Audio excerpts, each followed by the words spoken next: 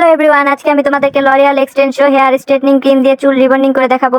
এজন্য আমি প্রথমে স্মুথনিং ক্রিমটা একটা বাটিতে ঢেলে নিচ্ছি। এটা অ্যাপ্লাই করার আগে আমি চুলটা স্ট্রেট করে নেব, কারণ ক্রিমটা দেওয়ার পরে যাতে চুলটা সোজা হয়ে থাকে। এরপর আমি চুলের গোড়া থেকে 1 ইঞ্চি পরিমাণ বাদ দিয়ে এই স্মুথনিং ক্রিমটা অ্যাপ্লাই করব। চিরুনি দিয়ে আঁচড়িয়ে সোজা করে এটা 1 ঘন্টার মতো রেখে দেবো, কেউ চাইলে 40 মিনিটও রাখতে পারো।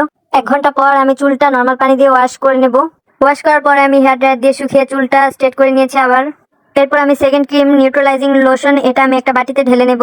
এরপর আমি এটাকেও চুলের গোড়ার 1 ইঞ্চি নিচ থেকে একবারে আগা পর্যন্ত অ্যাপ্লাই করব। খেয়াল রাখতে হবে দুইটা ক্রিমই যেন চুলের গোড়াতে না লাগে, তাহলে চুল পড়ার সমস্যা হবে। এটাকেও আছিয়ে সোজা করে 1 ঘন্টার মতো রেখে দেবো, তোমরা চাইলে 40 মিনিট রাখতে পারো। 1 ঘন্টা পর আমি আবার নর্মাল ওয়াটার দিয়ে চুল ধুয়ে হেয়ার ড্রায়ার দিয়ে শুকিয়ে এসেছি।